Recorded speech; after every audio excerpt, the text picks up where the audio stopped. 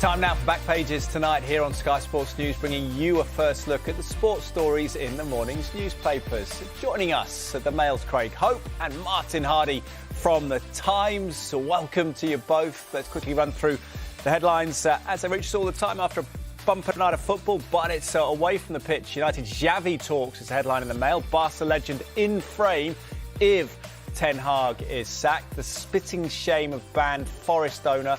And I spy the knockouts. So that's John McGinn, pictured after scoring for Villa as they stay 100%. All eyes on Villa is the headline, back page of the I Say picture with the Villa skipper with his fingers around his eyes. And Stokes plays down Pakistani pitch plot. That's a story from cricket, of course. Guardian, Arsenal joy tempered by Calafiori blow. Disgusting contempt is the headline there. Regarding Marinakis, the Forest owner. England turned to spin trio for series decider with Pakistan. Spitty ground, play on city ground. Again, the Marinakis story is covered there in the Sun.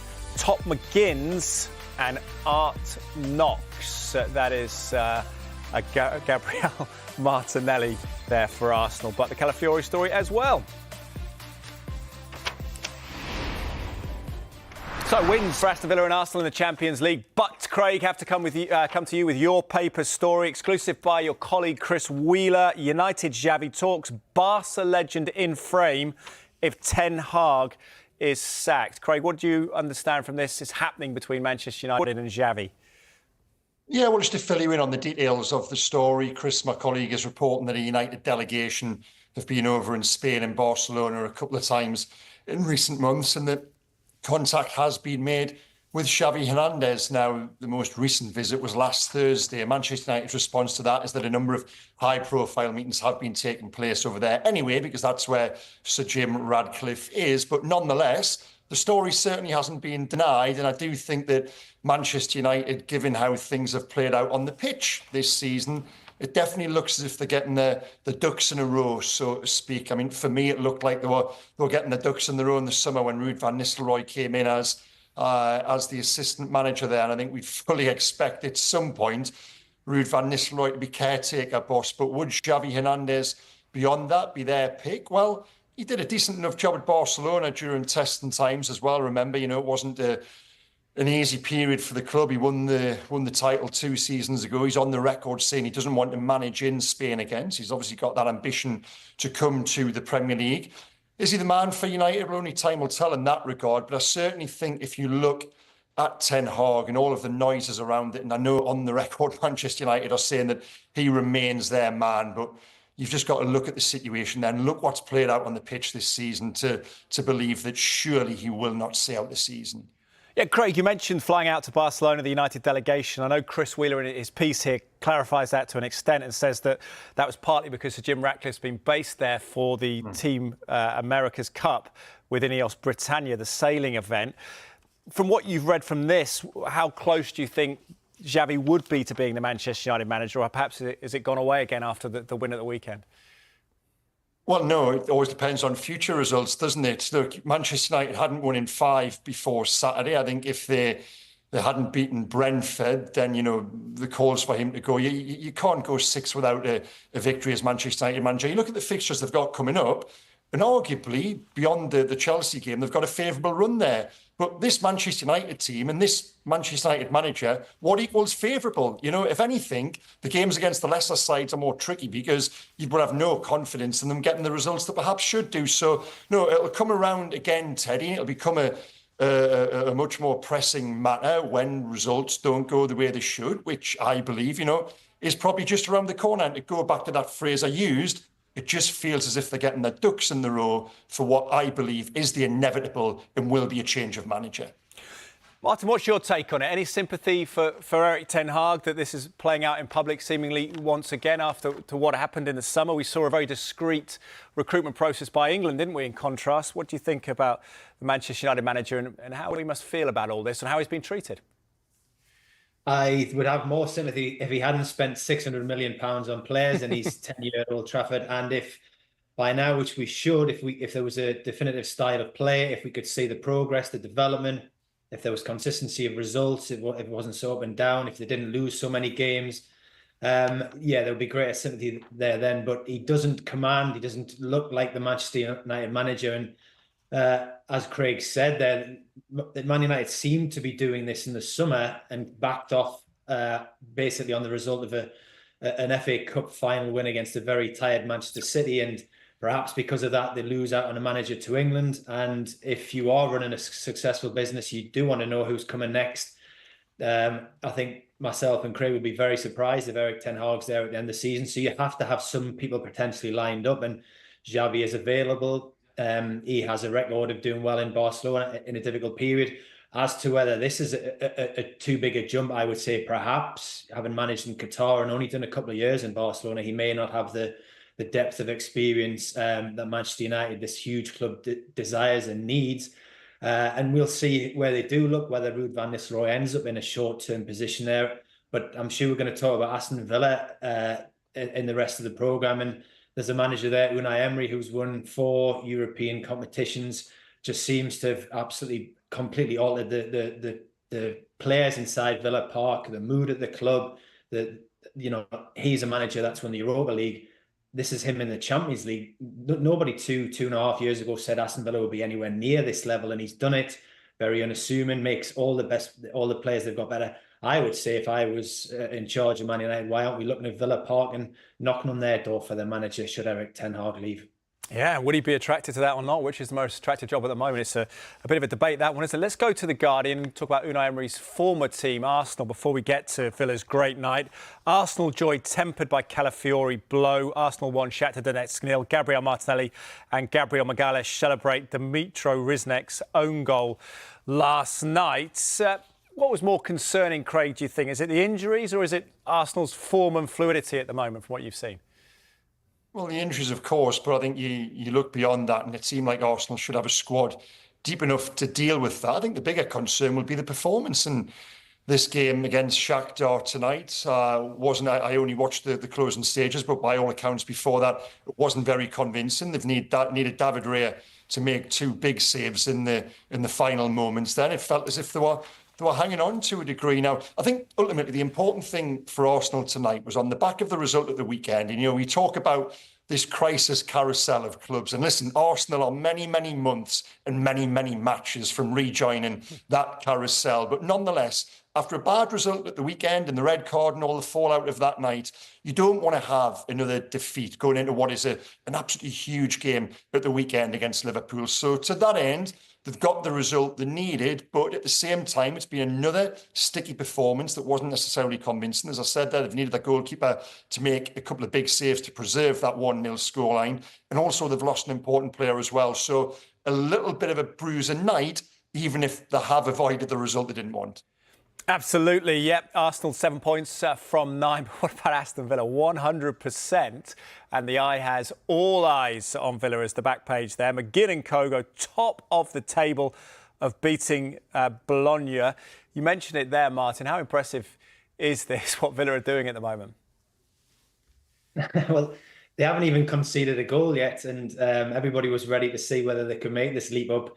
They've done it seamlessly. They started so well, held their nerve against Bayern.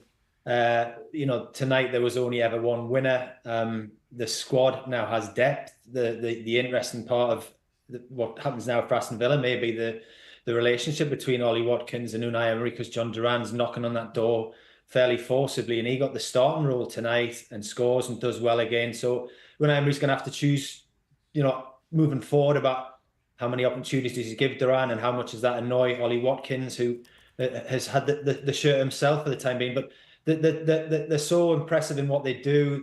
Today they were the favourites to win the game, so they started on the front foot and took the game to Bologna. Against Bayern Munich, they were happy to sit back and soak it up, and they can play in many different styles.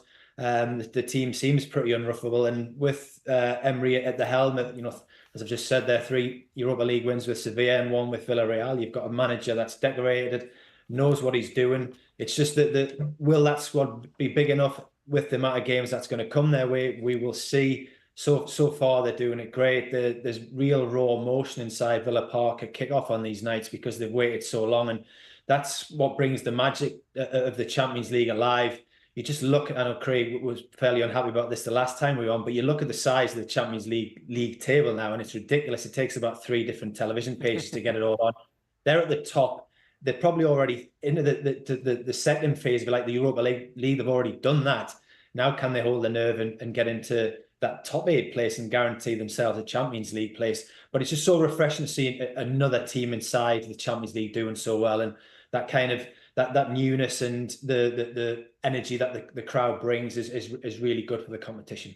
Yeah, absolutely. Top of the Champions League group stage, 4th in the Premier League, host Bournemouth at the weekend. Villa flying. Let's talk Nottingham Forest, though, and again, matters off the pitch. The headline, Spitty Ground, the play on City Ground. Marinakis claims hacking Sigarkov to blame for gobbing at referee's feet. Just don't call us snots, Forest, the speech quote there, which isn't a quote attributed to Marinakis. Prem owner's 5-game ban by Dan King. Evangelos Marinakis given a 5-match stadium ban for spitting as a referee walked past him. The Nottingham Forest owner appealed the suspension, claimed he was coughing due to his 3 cigars a day habit. What do you make of this, Craig? Now we've seen the quotes and the evidence. I mean, listen, the Sun back page, it's a little bit of fun there. We all smiled when we saw it just before, and then you read Marinakis' defence, and even that is laughable. It's incredibly serious. You know, you brought up playing football and being around football, and it was always said to me that spitting in the direction of anyone, an opponent, you know, was the worst thing you could possibly do. And for the independent panel to return that is exactly what he did. 5 matches might seem harsh and like a headline grabbing number, but you could argue it's not enough really to spit at the feet in an aggressive, aggravated manner, as he's done, as a show of contempt towards a decision on a football field. Really is, you know, that's, we don't want to be going there. And, you know, I feel pretty strongly about this. And the irony, the reason I feel strongly about respect towards officials is because I helped write Mark Clattenburg's book 3 or 4 years ago. And, you know, I came out of that with a wholly different view on refereeing and this idea that without these guys, we don't have a game, and they're not an inanimate object. You know, we've got to treat them with more respect and as humans. Now, I say the irony is because Mark then went in at Nottingham Forest, and we all know what happened there last season, don't we? But yeah, I just think this is a really, really unsavoury episode, and I'm glad they've come down with 5 matches. I'm glad it's made the headlines it did, because there's absolutely no place for it. It's disgusting, really. Absolutely. It's a very off-putting position, isn't it, being a referee at times, and the FA certainly standing up for them there. We're going to take a quick break. When we come back, we'll look at more of the back pages, including this in the Metro. The Palace boss may have 4 games to save his job. You're watching Back Pages tonight. Welcome back, and welcome back to Craig Hope from the Mail and Martin Hardy from the Times. So let's go to Martin's paper. Craig, come to you about the Premier League Chief Executive Richard Masters here, and City in feisty clash, writes Martin Ziegler, Chief Sports Reporter, and Matt Lawton, Chief Sports Correspondent for The Times. Premier League Chief Executive Richard Masters came under fire from Manchester City in a quote-unquote feisty crisis meeting with clubs, and was then confronted by an elaborate fans' protest outside his central London office. Craig, what have you heard about the meeting of the Premier League clubs? Yeah, well, I've read the reports, and there's been a great deal of detail to come out of it yet, other than that word which you used, Teddy, feisty. So I think this one has got a little way to run. But just to revisit the subject of it, and I think there was a certain degree of misinterpretation a couple of weeks ago. And, you know, myself and Martin are very close to this story because ATP and the rules associated with it, there was this idea that once Manchester City had proven certain elements of it to be unlawful, that would then, you know, trigger a wave of mega million, vastly inflated sponsorship deals at Newcastle. That's not the case. You know, these rules are here to stay. All they're doing is amending the mechanics of them and how you get them through. So I don't think it's as big a deal as perhaps we first thought, but nonetheless, it keeps running this thread of angst between a handful of Premier League clubs and the Premier League itself. And of course, there was a truck, wasn't there, an advertisement outside the meeting there today with a play on word, Richard Masters. And yeah, it was a little bit of a dig at the Premier League chief executive. So this one has got plenty to run. And the next time I'm on here, I'm sure we'll still be talking about it then as well. What's your take on it at the moment, Martin, with the situation? Are you hopeful of a unified Premier League in the near future, or concerned that the divisions might stop the impetus of what's been such a successful competition? I don't think you're going to see unity for quite some time. The Premier League's legal situation with Manchester City determines that. It's interesting, though, that Manchester City's legal director, Simon Cliff, was at the meeting today, and there is that element of kind of who won that battle. And he was there today, according to Martin Ziegler and Matt Lawton, and he was claiming that the tribunal's ruling means that all the APT rules were immediately void and unlawful. Richard Masters disputed that claim and then told the member clubs that it would push ahead with the draft proposal to amend its rules. So you've got this. I think Man City are basically trying to claim the complete victory for that, which they can then take into the 115 charges against them to prove that the Premier League have acted outside the rules for APT. So don't expect unity anytime soon. Manchester City are going to have this battle with the Premier League. I think when Man City won the Premier League last season, nobody was there from the Premier League in terms of the top brass. So there's clear division there. As to what the other clubs do, we will have to wait and see. This could, as Craig said, benefit Newcastle at some point, a club with considerable wealth behind them, which they have not been able to really spend to the levels that they certainly originally thought. But we'll see how it plays out. But the fact that you're in the middle of stormy meetings tells you what's coming in the next few months. Indeed. Let's talk about stormy comments and Pep Guardiola not happy seemingly with the relationship with the England national team. Pep's strife at Lions injury in the Mirror Sport back page. Pep Guardiola does not know when Kyle Walker will return from injury. And Martin also talking about injuries back last season for Kyle Walker and John Stones. Has Guardiola got a point, angry at miscommunication? I mean, players can't be rested just because it's a crucial time of the season for City, even if it's friendlies, I think, which seems to particularly have irked Pep. We've said it before, that players are playing too many games. To go off onto international duty and fly all over the place puts more pressure on them. They probably are playing with knocks in the Premier League. They have to win. They have to play for the manager's well-being and for their future and their jobs. It was interesting tonight to see Mikel Arteta say that Martinelli was better for having been injured when he was on international duty and being rested. That gives him a freshness tonight. I do understand. I think at the minute we're asking far too much of the players. Domestic competitions, League Cup, FA Cup, Premier League, Champions League. There's a competition now coming in the summer. There's international football, and that's just too much. I think at some point the managers will probably go back to the Alex Ferguson days of trying their best to not have their players on international duty so they can rest them during that period. Obviously, that becomes then difficulty with the football authorities that govern at that level. But they're playing too many games. At some point, somebody's going to have to cut that schedule down. At the minute, though, it's difficult to see who's going to do that.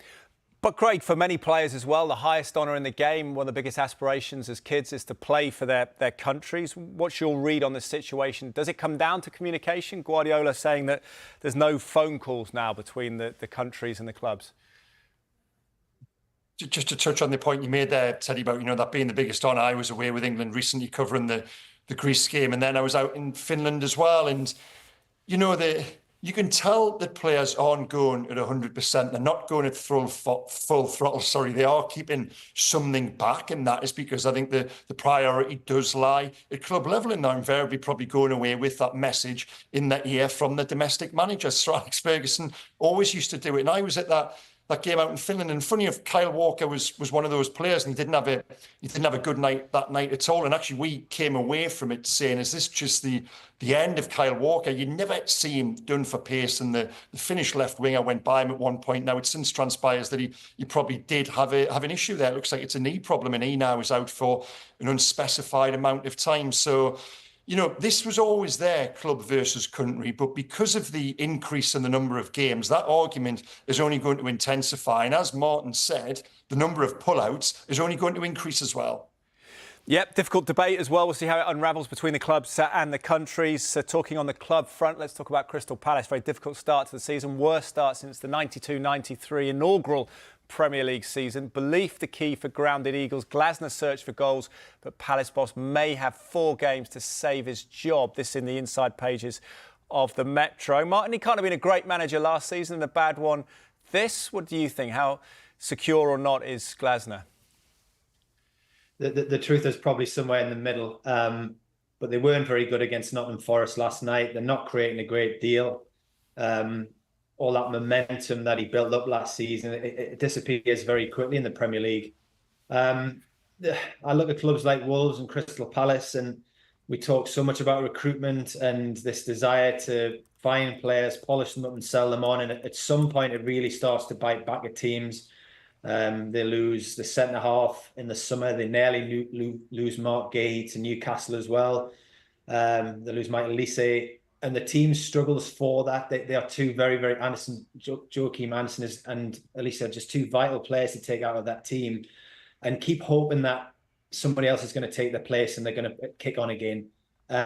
This is Crystal Palace's worst start, I think, in the top level since something like 1992. He will have 4 games to turn this round, but on the showing of last night, I think Crystal Palace are in for a long and difficult season. And come January, what do they decide to do if they're still fighting relegation? Do they then decide to start selling players cheaper while they still have value?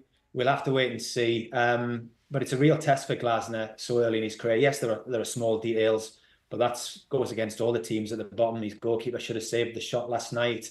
They hit the outside of the post in the first half. But it's the overall picture, and that there has been criticism of him being too stubborn in his formation. So perhaps he has to change that to secure Palace this season.